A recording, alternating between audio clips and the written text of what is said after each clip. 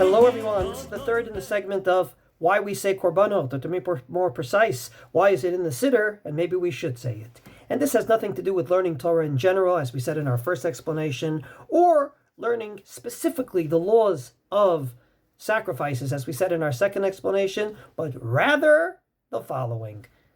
If you care about Israel, or you're a Zionist in your heart, you should say Korbanot. And I'll explain. The Gemara, both in Ta'anit as well as in Mesechет Megillah, has the following description. In Parshat Lech Lecha, Avraham Avinu asks God, Bamei idaki Irshe'na, how do I know that my children will inherit the land? And God said, don't worry, take these and these animal pieces, and they had the famous deal between the pieces called Brit Ben HaBetarim.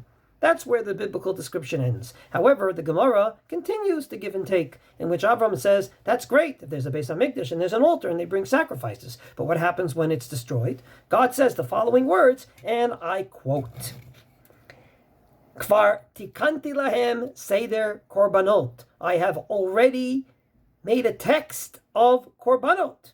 Bzman shekorin bahen, when they actually verbally say it before me, Alehim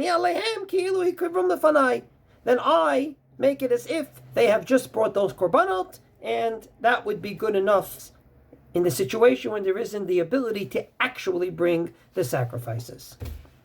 Based on that, ultimately, there is an actual correlation directly between saying the Korbanot and the Korbanot. Up until now we said it's just a means to learn a third of Torah. Or it's just a means to learn Torah, but we specifically learn these parts of Torah so we can have an added level of fulfillment that it be in place of the sacrifices. But this is like literally in the place of the sacrifices. God says to Avraham Avinu, listen, you will inherit the land by virtue of the sacrifices, and therefore we either actually bring sacrifices or we say what we should bring if indeed there was a Beit HaMikdash and a Mizbeach.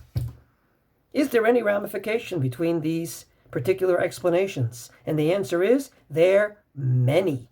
Let's start with the most obvious. We already alluded to the fact that on Tisha B'Av you're not allowed to learn Torah. So indeed, if indeed the explanation is it's a means to learn Torah, obviously it would be forbidden to say these things on Tisha B'Av. However, if it's just a means of verbally saying, God, we would like to bring the sacrifices, we can't, so this is the second best, then it has nothing to do with learning Torah, and therefore it would be permitted to say it on Tisha B'Av. And indeed, unlike the Mishnah Brura, the Shulchan Aruch comes along and says, and I quote his words from Hilchos Tisha B'Av, Umutar likrot kol seder hayom ufarashat korbanot umishnat esahu mekoman umidrash Rabbi Yishmael. Tisha B'Av morning, you follow the Siddur, literally word for word. You say the Korbanot, you say Rabbi Yishmael Omer. Everything comes in place of Korbanot that has nothing to do with learning Torah, and therefore you could say it on Tisha B'Av. So to sum up, we have just brought not one, not two, but three different reasons to say Korbanot. Number one, it's just a means of dividing your Torah learning into three. Number two, it's indeed in place of the Korbanot, but since we don't have Korbanot, we learn Torah instead. And this third explanation is saying it, not learning it and understanding it, but saying it in and of itself is like bringing Korbanot. Is there any ramifications between these explanations? There are many.